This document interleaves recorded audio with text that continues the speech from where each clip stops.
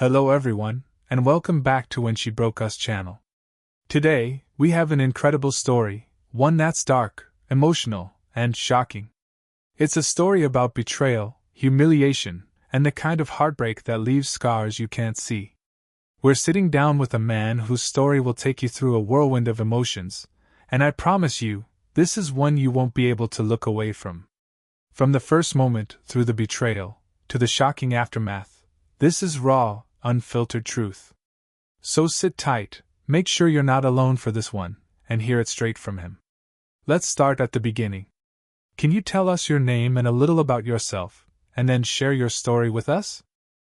I found the clinic receipt in her jacket pocket while looking for car keys.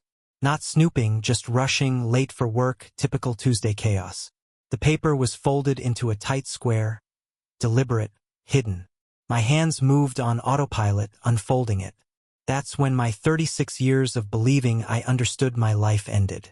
Sarah had tested positive for chlamydia 3 days after Marcus and Jenny's wedding.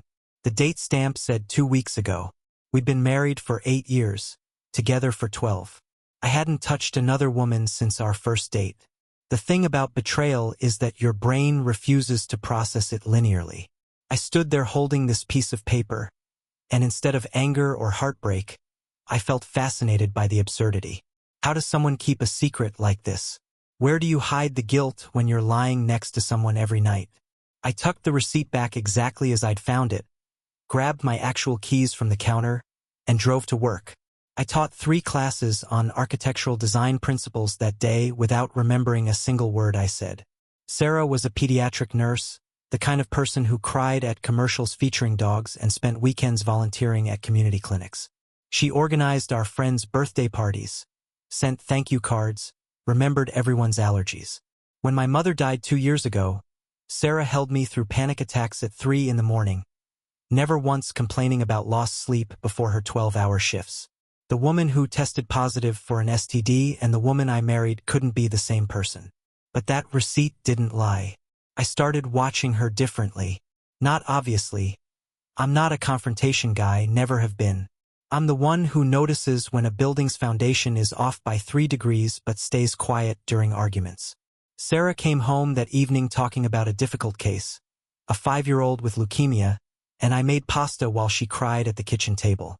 I held her afterward, feeling her tears soak through my shirt, and thought about how good she was at this, at being real, at making me feel like the villain for even suspecting her. But Marcus's wedding, that weekend had been strange from the start. Sarah insisted I go home early Sunday morning because she wasn't feeling well. Said she'd catch a ride with her friend Diane. I'd been nursing a headache anyway, exhausted from small talk and forced dancing, so I left around midnight. She came home at 4 p.m. the next day, smelling like hotel soap and acting jumpy. When I asked about her day, she gave me too many details about brunch and shopping, the way people do when they're constructing an alibi. At the time, I'd attributed it to hangover guilt. Now every detail felt sinister. The wedding itself had been at this renovated warehouse in Brooklyn. Exposed brick and string lights, the kind of place that looks effortless but costs a fortune. Marcus worked in finance, Jenny in marketing, both pulling 6 figures easy. They'd met through mutual friends 3 years ago. Whirlwind romance. Engaged within 6 months. Jenny was sweet, maybe a little naive, the kind of person who believed everyone meant well. She'd asked Sarah to help with wedding planning, and Sarah had thrown herself into it. Cake tastings, dress fittings, the works. Looking back, she'd been unusually invested. I called Diane first. Casual, just checking in. How was the wedding recovery? She laughed, said her feet still hurt from those heels. Then casually mentioned it was fun seeing Sarah. They hadn't talked much though. Sarah spent most of the reception with her cousin Melissa, who'd flown in from Seattle. Cousin Melissa. Sarah didn't have a cousin Melissa. She had 2 cousins, both male, one in Denver working construction, one in Phoenix doing something with solar panels. I'd met them both at our wedding. I thanked Diane and hung up, my hands shaking so badly I had to set down my coffee. The next lie came easier to spot once I was looking. Sarah mentioned getting lunch with her coworker Rachel on Wednesday. I knew Rachel was on maternity leave in Vermont. Sarah had shown me the baby photos just last month. cooing over tiny fingers and debating whether we should start trying for kids. When I asked casually how Rachel was doing, Sarah said tired but happy, but, loving motherhood without missing a beat. She was good. Really good. How many other lies had I missed because I wasn't looking? I did what any architect does when a structure doesn't make sense. I started examining the foundation, looking for the crack that compromised everything. I checked our bank statements going back 6 months. Nothing unusual. No hotel charges. No suspicious cash withdrawals.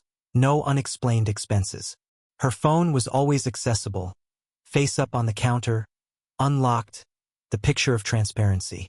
I felt dirty looking through it but did it anyway while she showered. Work messages about patient care. Group chats with her nursing friends complaining about understaffing. Texts with her sister about their dad's upcoming 65th birthday. Completely normal. Which made everything worse because now I was the paranoid husband violating her privacy based on one receipt and a couple of white lies that could have been innocent mistakes. Except there was Marcus. Sarah's friend from college, now married to Jenny, who was my coworker's sister. The connection that had gotten us the wedding invitation. I'd known Marcus peripherally for years through this web of mutual friends. Good guy on the surface, finance job at Goldman. Nothing remarkable. Quiet, a little awkward actually, the kind of person who tells the same stories at every gathering. At the wedding, though, he'd been different. Drunk, overly friendly, kept pulling Sarah aside to talk. I'd noticed but didn't care. Old friends do that at weddings, caught up in nostalgia and open bars. Now every interaction replayed differently in my head. The way he touched her elbow, how she laughed too loud at his jokes, throwing her head back in a way she never did with me anymore. That 15-minute disappearance when I couldn't find either of them during the reception. Right before I decided to leave, I started doing math. The STD test was dated 3 days after the wedding. The treatment prescription was attached same date, which meant she'd developed symptoms almost immediately, gotten tested, started antibiotics. All without saying a word to me. We'd had sex twice since the wedding. Once the night she got home, once 3 days ago. Had she known then? Was I infected too? I made an appointment with my doctor, claimed a routine checkup, got tested for everything. The waiting period for results was 7 days. 7 days of sleeping next to her, eating meals across from her, pretending everything was fine while I waited to find out if my wife had given me an STD. During those 7 days, I became someone I didn't recognize. I installed a tracking app on her phone while she slept, the kind that runs invisibly in the background. I created a fake social media profile and tried to friend Marcus. He didn't accept. His settings were too private. I drove by Jenny and Marcus's apartment in Manhattan twice, not knowing what I was looking for, just needing to do something. I called the hotel where the wedding reception was held and asked if they had security footage from that weekend. They said they kept it for 30 days but couldn't release it without a police report or subpoena. I actually considered filing a false report. My test results came back clean.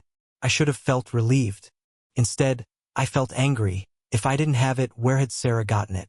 Marcus seemed most likely, but was I certain? What if there was someone else? Someone I hadn't even considered. The tracking app showed she went to work, came home, occasionally stopped at the grocery store or gym. Normal life. The disconnect between her routine and the bomb she'd dropped into our marriage was maddening. I confronted her on Friday night, 2 weeks after finding the receipt. Not about the STD directly. I wasn't ready for that explosion yet, didn't know how to have that conversation, but about Melissa. We were having dinner, Thai takeout from our usual place, sitting at the kitchen table like everything was normal. "How was seeing your cousin at the wedding?" I asked, keeping my voice casual, watching her face over my pad thai. She barely blinked, took a sip of water, smiled. "Oh, it was nice, we only talked for a few minutes though." She had to leave early for her flight back to Seattle. The lie came out smooth as silk, practiced. I pressed, "When's the last time you saw her before that?" Sarah frowned, thinking, playing the part of someone trying to remember. "Maybe 2 years ago? At my grandmother's funeral. We don't talk much, you know how family is. Her grandmother died 4 years ago, and there'd been no Melissa there. I'd helped organize that funeral, ordered flowers, picked out the casket. I knew everyone who attended. I stood up from the table, went to our bedroom, and pulled the receipt from where I'd hidden it in my sock drawer. My hands weren't shaking anymore. I'd moved past shock into something colder, more focused. When I came back, Sarah was loading the dishwasher, humming something under her breath. I placed the paper on the counter between us. Want to tell me who Melissa really is? The color drained from her face in real time, like watching water drain from a sink. Not guilt, recognition. She picked up the receipt with wet hands, leaving damp fingerprints on the paper. She looked at it for a long moment, and I watched her brain work, calculating responses, weighing options. Then she started laughing. Actually laughing. This desperate, broken sound that made my skin crawl. "Oh God," she said. "Oh God. You think I—" She couldn't even finish the sentence. She slid down to the kitchen floor, still holding that receipt, laughing and crying simultaneously. "You found this and thought I cheated on you." I stood there feeling stupid and angry and confused, all my certainty evaporating. "What else would I think, Sarah?" She looked up at me with red, swollen eyes, mascara running. "Marcus raped me." The world tilted. The kitchen floor seemed to drop away beneath me. I sat down hard across from her, my back against the refrigerator. She kept talking, words spilling out fast like she'd been holding them in too long, like a dam breaking. After I left the wedding, she said, Marcus had cornered her outside the bathroom near the coat check. Said he wanted to talk about old times, about college. Led her to an empty conference room on the second floor, one of those spaces the venue rented out for corporate events. She was drunk enough to be fuzzy on details but clear on the important part. She'd said no. She'd said no multiple times. He did it anyway. She took the test because she had to.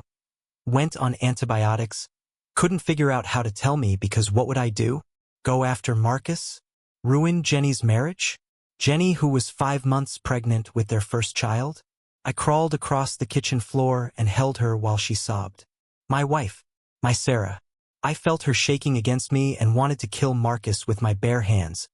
Wanted to drive to Manhattan right then and beat him unconscious. But underneath that rage was something else. Something I'm deeply ashamed to admit. Doubt. Because rape victims report it, don't they? They go to the police, they tell someone.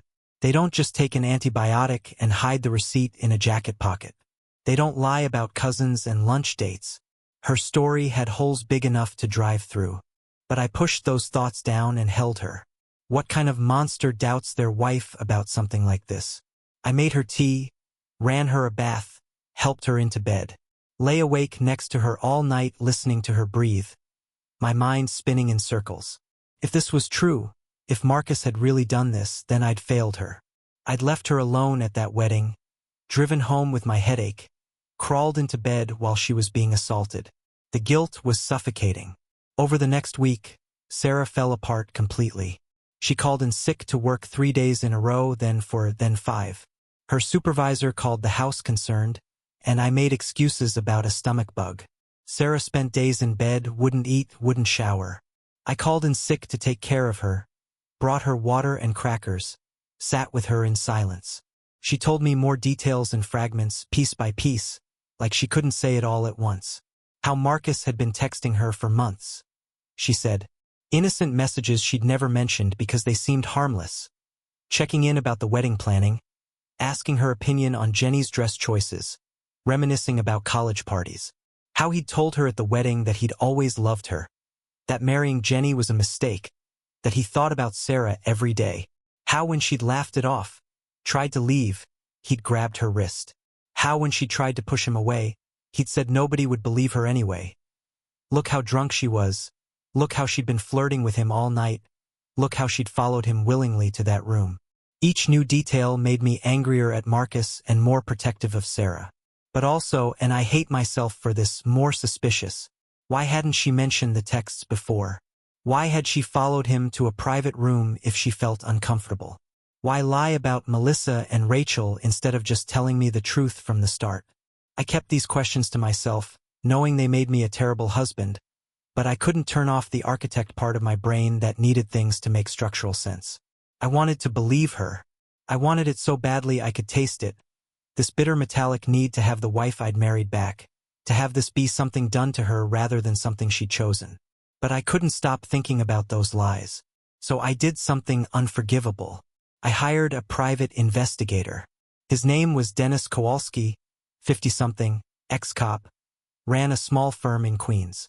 His office smelled like coffee and cigarette smoke even though there was a no-smoking sign on the wall. I told him everything, the receipt, the lies, Sarah's assault allegation, my doubts. He listened without judgment, took notes in a small spiral notebook. "This'll cost you," he said.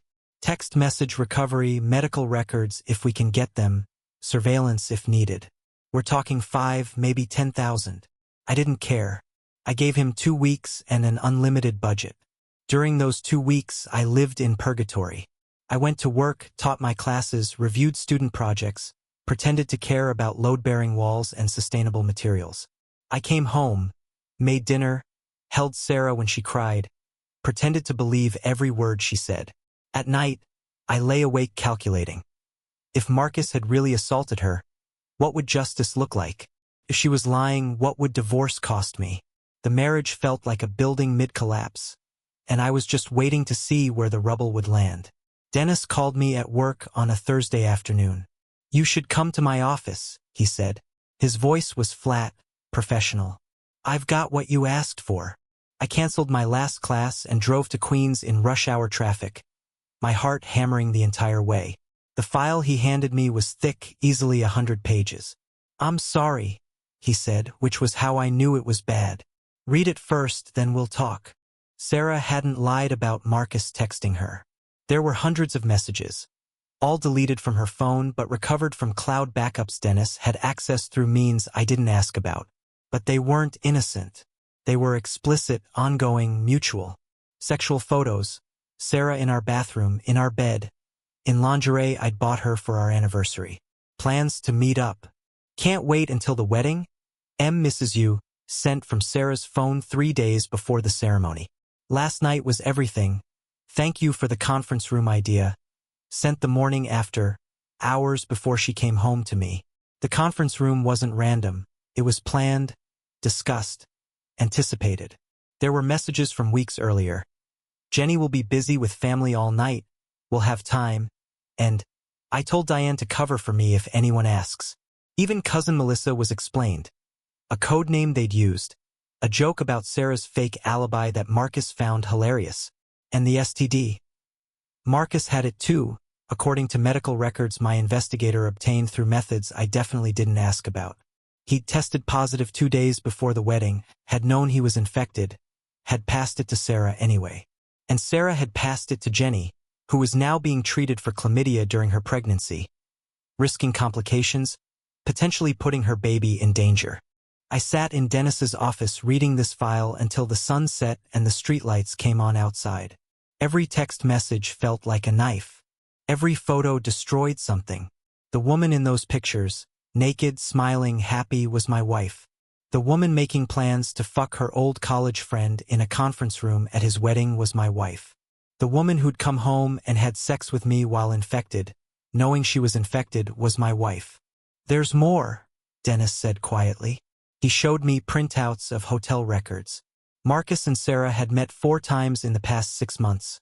Always the same hotel in New Jersey. Always charged to Marcus's personal credit card. They'd been careful, separate arrivals, always on Sarah's days off. Never anywhere we might have mutual friends. The affair had been methodical, calculated, sustained. "The assault claim?" I asked, my voice strange in my own ears. Dennis shook his head. "Based on these messages, consensual. There's texts from her the morning after saying she loved him, asking when they could do it again. I'm not a lawyer, but this would be hard for her to claim otherwise. I thought about going home and screaming at her. Thought about printing out every text message and covering our bedroom walls with them. Thought about forwarding everything to Jenny. Thought about burning the house down with both of us inside. Instead, I drove to a bar in Manhattan where nobody knew me and drank bourbon until the bartender cut me off. Then I sat in my car until I was sober enough to drive home. It was 3 in the morning when I pulled into our driveway. Sarah was asleep in our bed, curled on her side, looking innocent and small. I stood in the doorway watching her sleep and felt nothing. No love, no anger, just this vast emptiness where our marriage used to be. The woman I'd loved was gone. Maybe she'd never existed at all. This person in our bed was a stranger, a liar, someone who'd weaponized the most serious accusation possible to cover her own infidelity. Every tear, every breakdown, every moment I'd held her feeling guilty for doubting her. Calculated manipulation. I slept on the couch that night and went to work the next morning without waking her. From my office, I called 3 divorce attorneys, picked the one who sounded meanest. Her name was Patricia Chun, partner at a Manhattan firm, reputation for taking no prisoners in divorce proceedings. I laid out everything for her, the affair, the STD, the fake rape accusation, the evidence Dennis had compiled. She listened carefully, asked pointed questions, then said, "I can destroy her. It'll cost you, but I can make sure she gets nothing and faces consequences." That's when I started planning for real. Patricia walked me through the process. Document everything, separate our finances, secure evidence, prepare for war. I opened a new bank account and started transferring money from our joint savings carefully, amounts small enough not to trigger alerts. I downloaded 8 years of photos and documents to a hard drive. Not out of sentiment, but because I wanted proof of what we'd been, evidence of the lie. I made copies of the investigator's report and stored them in 3 separate locations. I documented every interaction with Sarah, recording conversations on my phone, keeping a daily log of her lies. And I acted normal. This was the hardest part, the part that required me to become someone I didn't recognize. I came home each evening and asked about her day, made dinner, watched her lie to my face about feeling a little better, about maybe going back to work next week. I held her when she cried about the assault. I told her I loved her. I had sex with her twice more, wearing a condom now, feeling like I was sleeping with a ghost. She thought we were healing. She had no idea I was building her gallows. I did this for 3 weeks while Patricia prepared the divorce papers, while I transferred assets, while I contacted Jenny through a burner email account. Didn't identify myself, just asked if she'd tested positive for any STDs recently. She didn't respond, but I knew she'd seen it, knew she'd remember it later. The thing about revenge is it requires patience. I could have exposed Sarah immediately, confronted her with the evidence, gotten the immediate satisfaction of watching her world end. But that would have been satisfying for maybe an hour. I wanted permanent damage. I wanted her to understand that actions have consequences that don't go away, that you can't just lie and cry and expect forgiveness. So I built my case carefully, methodically, the way I'd design a building. Every support beam in place, every angle calculated, no weaknesses. I documented every lie she told. Got statements from Marcus's other victims, because of course there were others. Men like that don't stop at one affair. Found the woman he'd slept with at his bachelor party. Another from his office who'd filed an HR complaint that went nowhere. Built a file so comprehensive that when I finally filed for divorce, I included enough evidence to support Jenny's divorce too. And a criminal complaint about Sarah's failure to report communicable disease exposure per nursing protocols. Technically a violation that could cost her license. And anonymous tips to Marcus's employer about his pattern of workplace affairs and harassment. I served Sarah the papers at home on a Tuesday morning, exactly 3 weeks after reading Dennis's report. Chose a Tuesday deliberately, same day of the week I'd found the receipt, poetic symmetry. She was still in bed when I walked in with the documents. I'd spent the night at a hotel, my first night away from her in 8 years. She looked confused when she saw me standing there in yesterday's clothes. "What's going on?" she asked, sitting up, hair messy, wearing one of my old t-shirts. I dropped the folder on the bed. "Divorce papers. You have 30 days to respond. My attorney's information is on page 2. Don't contact me except through her." She opened the folder with shaking hands. I watched her face change as she read. Confusion to shock to horror. The first pages were the standard divorce filing, no fault, dividing assets. But attached behind was everything. Every text message. Every hotel record. Every photo. Every lie. Documented and dated. And statements from Jenny. From Marcus's other victims. from her own coworkers who'd covered for her sick days. "This is the same day Marcus gets served at his office," I said, looking at my watch. "He's getting divorced too. Jenny found out about the STD last week. I sent her the medical records anonymously. She's 5 months pregnant with his kid and now has chlamydia because you two couldn't be bothered with basic protection." Sarah's face was white. "You don't understand. I understand you've been fucking him for 6 months. I understand you gave me an STD and lied about being raped to cover it up. I understand you're losing your nursing license because you didn't report communicable disease exposure. The board opens their investigation tomorrow morning. Please," she whispered. "Please let me explain. There's nothing to explain. You made choices. Now you deal with consequences." I walked out of our bedroom, out of our house, out of our life, got in my car and drove to my attorney's office. Patricia had champagne waiting. She thought this was worth celebrating. Couldn't drink it. I just sat there in her expensive office looking at Manhattan through floor-to-ceiling windows, feeling hollow. The devastation was immediate and total, exactly as I'd planned. Sarah called me 17 times that first day, left voicemails begging me to listen, to understand, claiming there were things I didn't know. I blocked her number. Marcus lost his job within 48 hours. Goldman Sachs doesn't play around with workplace harassment allegations, especially with documentation. Jenny moved in with her parents in Connecticut and filed for divorce, then restraining order, then a civil suit for emotional distress. The nursing board suspended Sarah's license pending investigation. Within a week, she'd lost her husband, her career, her reputation, everything. Marcus tried to reach out through mutual friends, trying to explain or justify or apologize. I never found out which because I told everyone to lose my number if they contacted me on his behalf. His world collapsed fast. Divorce, unemployment, professional blackballing. Last I heard, he moved back to Ohio where his family lived, took some entry-level finance job making a fraction of his Goldman salary. He'd gone from rising star to cautionary tale in less than a month. But here's what I didn't anticipate, what nobody tells you about revenge. The guilt. 2 months later, sitting in my new apartment in Hoboken surrounded by boxes I hadn't unpacked, I felt hollow. I'd won. I'd destroyed both of them with surgical precision. And I felt nothing. No satisfaction, no closure. Just this vast emptiness where my marriage used to be. At night, I'd lie awake thinking about Sarah in our bed. My old bed. She got to keep the house temporarily per the judge's order. Wondering if she was crying, if she regretted it, if she understood why I'd done it. Sarah's sister called me once, 3 months in, drunk at 2 in the morning, screaming about how I'd ruined her sister's life over a mistake. A mistake. As if 8 years of trust could be dismissed with that word. As if months of calculated deception was just an oopsie.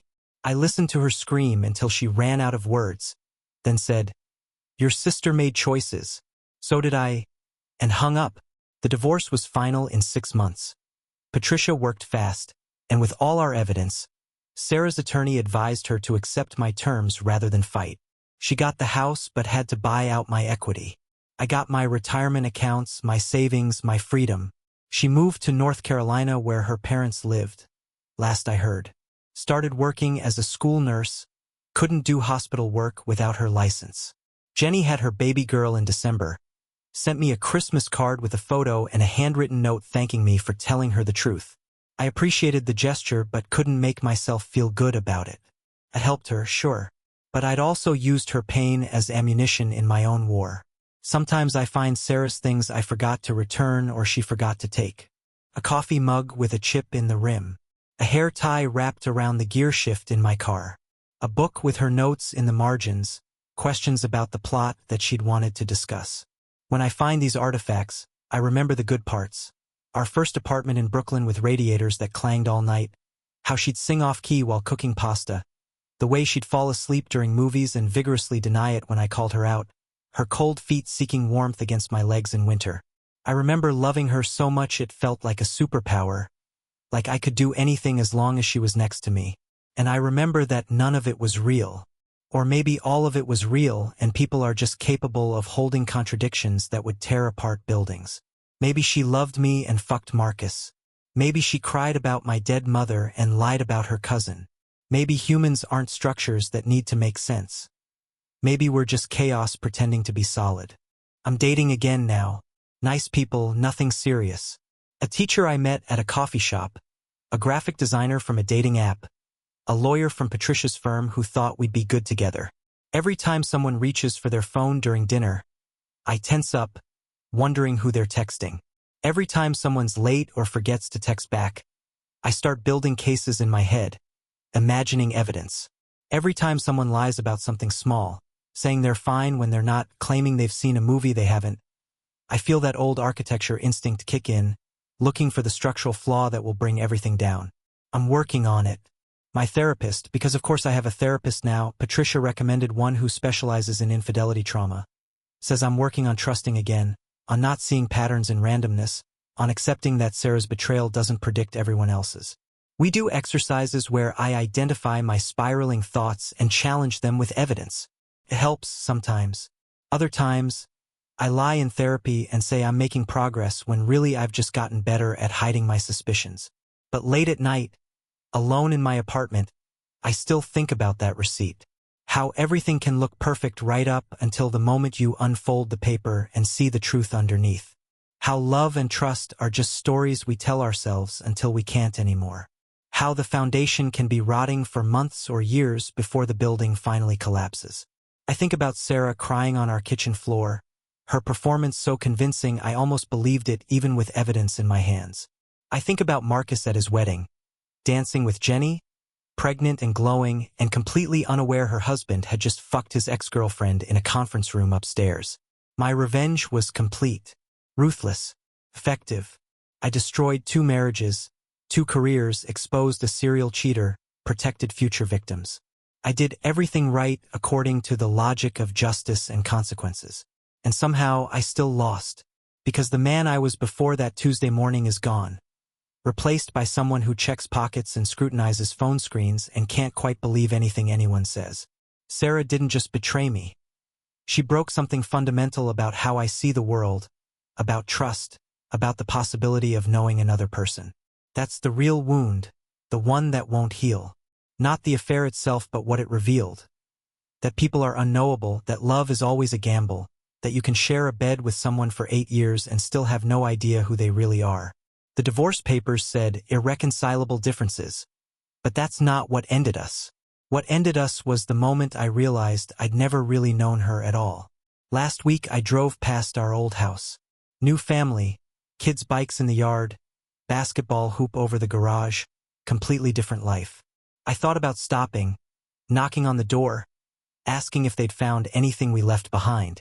But what would be the point? The only thing left behind was the version of me who believed that love and trust were enough, who thought people were fundamentally good, who could look at his wife and see a future instead of a suspect. That guy's gone, and no amount of revenge can bring him back. That's the joke, the punchline nobody tells you. You can win every battle and still lose the war.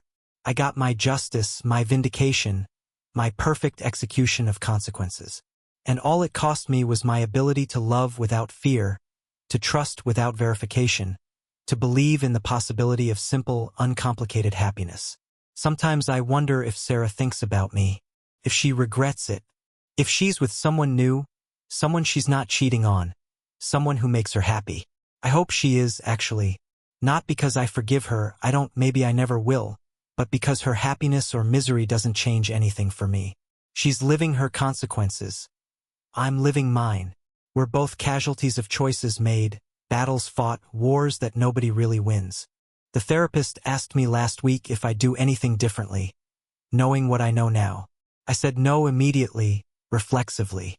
But late that night I thought about it for real. Would I? Would I skip the investigation? Confront her directly, try counseling, walk away without the scorched earth? Would I choose mercy over justice? I don't know. And not knowing, living in that uncertainty, that gray space between right and wrong, that's maybe the hardest part. Because revenge is easy when you're certain, when you know you're the victim and they're the villain. But looking back now, I see 2 people who hurt each other, one deliberately and one in retaliation, and I'm not sure anyone came out better for it. The last time I spoke to Sarah was at the final divorce hearing. We sat on opposite sides of the courtroom with our attorneys, listening to the judge declare our marriage dissolved. She looked thin, older, tired. When it was over, we stood in the hallway while our lawyers handled paperwork. She said, "I'm sorry. For what it's worth, I'm sorry." I wanted to say something cutting, something that would hurt her one more time. Instead I said, "I know," because I did know. I believed she was sorry. I just didn't think sorry meant anything anymore. I walked out of that courthouse a free man. No wife, no obligation, no shared future. Victory. And all I felt was empty. That's the truth nobody tells you about revenge. It doesn't fill the hole. It doesn't make you whole again. It's just more destruction on top of destruction, and you get to be the architect of it, which makes you feel powerful right up until you realize power and happiness are completely different things.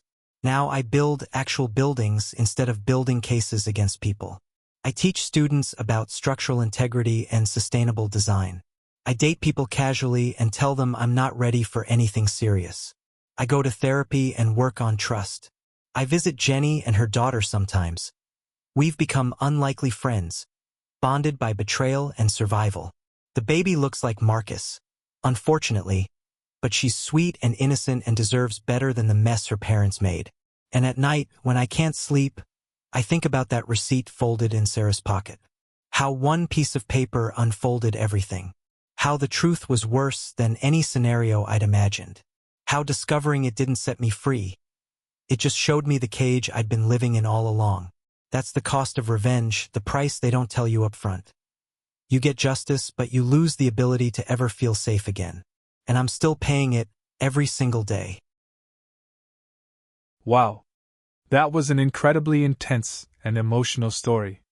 Thank you for trusting us and sharing such a personal and painful experience with such honesty. Your journey, from betrayal, humiliation, and heartbreak, to reclaiming your life and dignity, is truly powerful, and I know it will resonate with many of our viewers who have faced similar struggles. To everyone watching, this story is a reminder of the strength we all have inside us, even in the darkest moments. If Michael's story moved you, made you think, or helped you reflect on your own life, I encourage you to leave a comment below. Share your thoughts, your experiences, or simply your support, it all matters. And don't forget to subscribe to When She Broke Us for more raw, real, and unfiltered stories of betrayal, resilience, and personal growth. Every story here reminds us that even through pain, there's a way to reclaim our power and dignity. Thank you for watching, and remember, your strength is greater than any betrayal, and your voice deserves to be heard.